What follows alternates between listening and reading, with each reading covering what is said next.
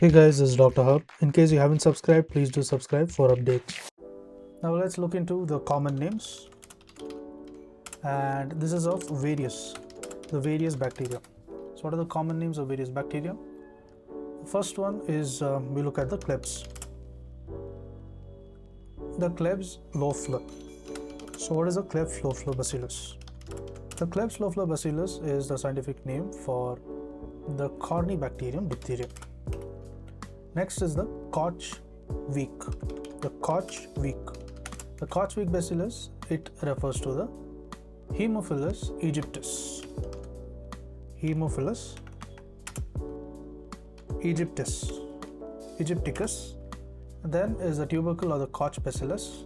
The tubercle or the Koch bacillus is for the Mycobacterium TB. So it is also known as, the common name is the tubercle or the Koch bacillus. There is a Hansen bacillus. Hansen is for the lepre. Next is the Eton agent.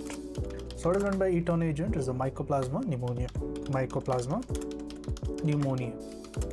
And then comes the Pfeiffer bacillus. It is for the H influenza. It is known as the Pfeiffer bacillus.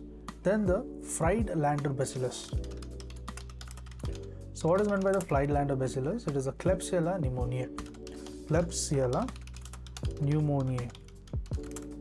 So the Friedlander is the Klebsiella pneumoniae. Then the Glander bacillus, it refers to the Burkholderia malayi.